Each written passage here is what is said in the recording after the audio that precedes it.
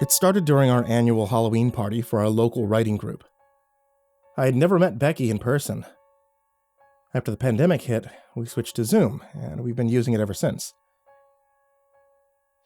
That night, as we all sat listening, some of us wearing makeshift costumes, Becky presented a ghost story to us.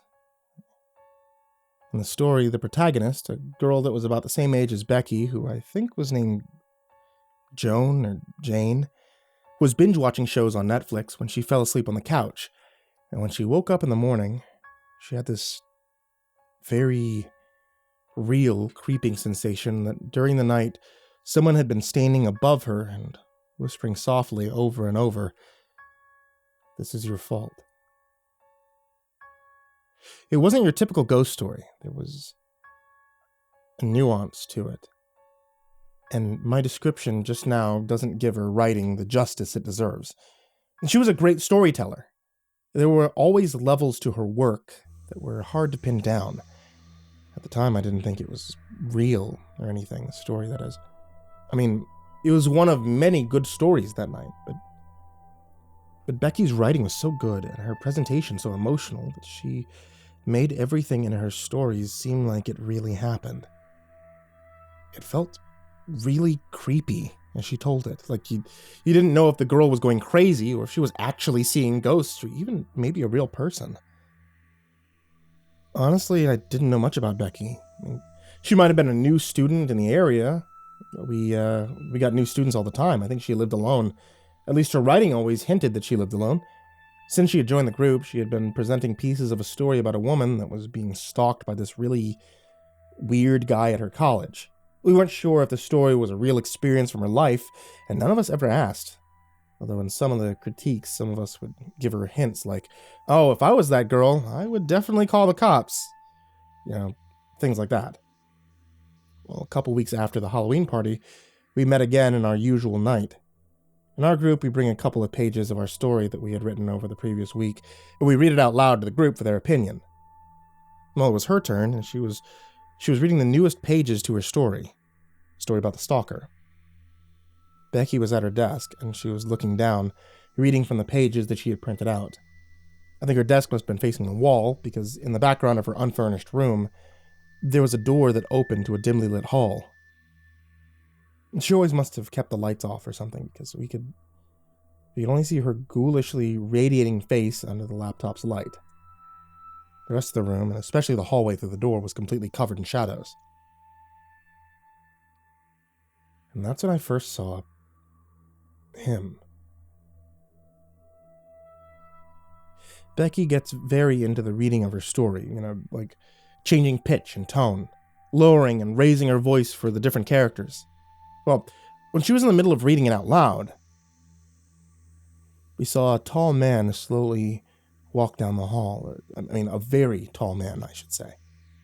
The top of his head was actually above the door frame.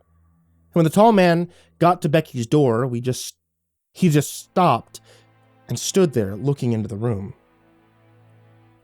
We couldn't see his face or anything because the room was so dark.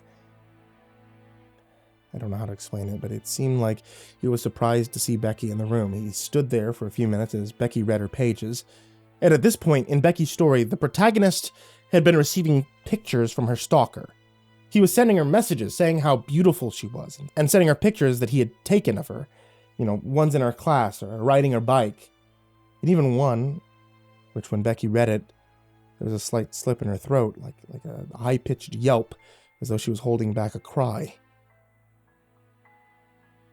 One of the pictures was through the protagonist's window while she was asleep.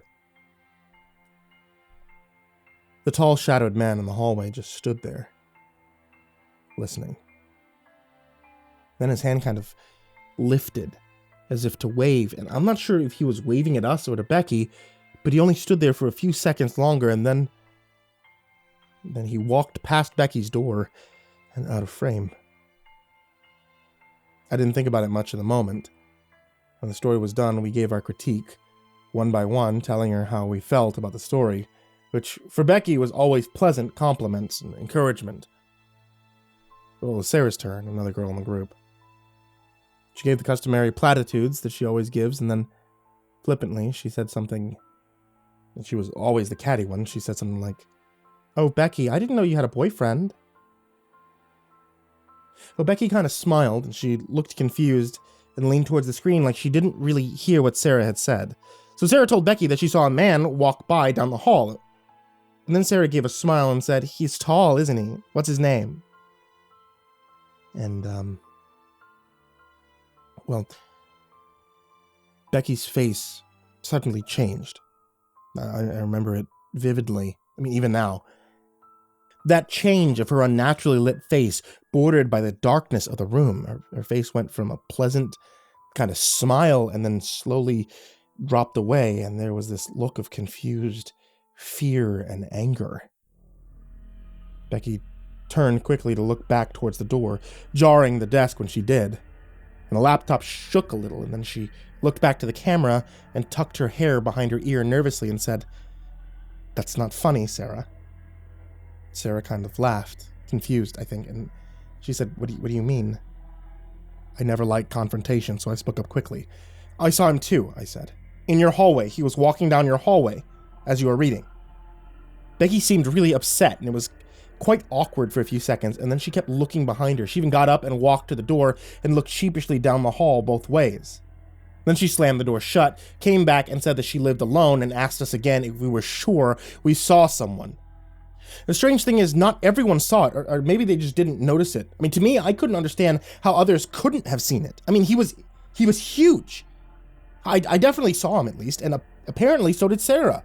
But the others didn't see him. And now Becky seemed to think that we were messing with her. Somehow Sarah and I planned this. I didn't say anything for the rest of the meeting. We ended up finishing early because we could tell how upset Becky was, and well, by the end of the meeting, Sarah even apologized and hinted that maybe she had been mistaken. We met again a week later.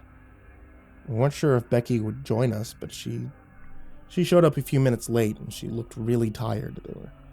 There were bags under her eyes, dark and blue, and her nice hair was all messy. She looked like she hadn't slept in ages. I thought back to her Halloween story and how the girl would wake up feeling like someone was standing over her, whispering to her, "This is your fault." Well, we all gave our pleasantries and we did our small talk asking how everyone was, how we were handling the pandemic. Becky didn't really say anything to anyone. I think she had moved her desk because she wasn't facing the same way now, and now all we could see behind her was a window that was darkened by the night. I think she did this so she could face towards the door, because as we were talking, I could see her paranoid eyes staring intently at the other side of the room. I don't even think I ever saw her blink once, but I'm sure she did. I mean, she stayed that way for the whole meeting, hardly giving any feedback, hardly saying anything, just staring down the hallway. Sometimes I kind of just wondered if she joined our meeting so she wouldn't feel alone. Well, we were almost done with the meeting. Everyone had presented their few pages of new material except for Becky. So she started on her story about the stalker, reading the new lines she had written. The protagonist in the story finally went to one of the professors at her school and showed him the messages from the guy and the pictures that he had secretly taken of her. And ultimately, the guy lost his full-ride football scholarship, and he was expelled from the college. He continued to send her messages, but they were more violent now, talking about killing her for what she'd done to him, talking about killing himself, telling her that it was all her fault. And by this point in the story, I'd been drinking a little bit. I generally like to have a glass of wine during our meetings, but I don't really feel comfortable behind the screen until I'm about halfway through the glass of wine. I say this because what I saw was so strange, I thought it might have been the wine that was affecting me. Like I said, there was a window behind her, and as she read, her face was earnest and sweaty. The window had been glazed with a sheet of black night for the whole meeting, and then all of a sudden, for just a few seconds, I think a car must have passed, or maybe pulled up into a driveway near her house. The window lightened up for just that split second, and I could have swore I saw a man, a huge man, standing right outside her window.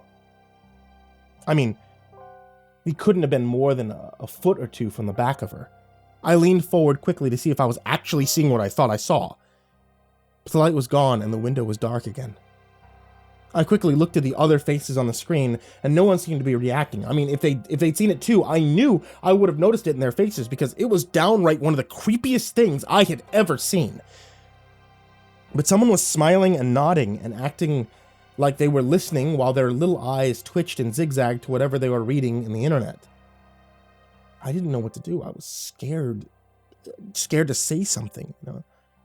If I said something, she would definitely freak out. It didn't look like anyone else saw it, not even Sarah. I didn't even know for sure if I saw it. I mean, maybe it was just a humped shadow of a bush or something. Well, Becky was still reading her story, and I could tell this was the final chapter. I mean, this story was coming to an end. There was a pressure building, you know, because the girl in the story seemed to be happy again for a few weeks. She hadn't heard from the guy. She was able to go out again and felt like she was safe. And for some reason, I knew that Becky wouldn't let it just stay happy like that. She couldn't do that. So the protagonist had gotten home from her part-time job, exhausted. And after she set all of her stuff down for the day, keys and purse and everything, she walks to her bedroom and undresses. She notices that the vanity mirror was open. She didn't remember opening it. So she closes the vanity, and as she sees her pale, naked body there in the fluorescent light, there's something written on the mirror. The words, "This is your fault," written in a childish scrawl with blood. And then she saw a trail of glistening crimson drips along her sink and her toilet, and a hand smear of blood on her shower curtain.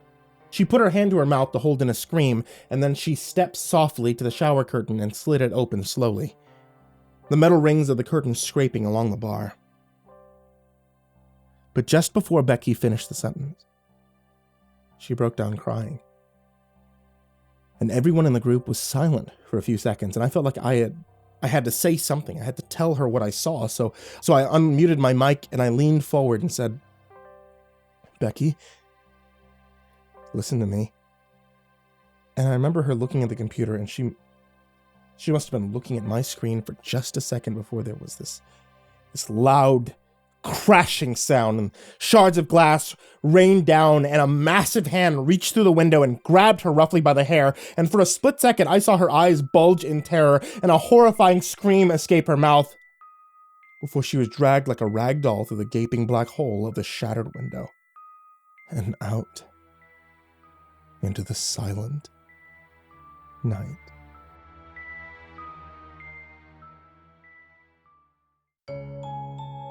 Hey there, kids. Thank you so much for listening to tonight's story, and I wanted to tell you thank you, for listening to me at all. I'm actually coming up on doing this for 10 whole years. Come January 4th, I will have been doing YouTube for 10 years. So that's a hell of a thing, man. And honestly, it means nothing without all of you. So thank you for that. Thank you for listening on YouTube or on the podcast.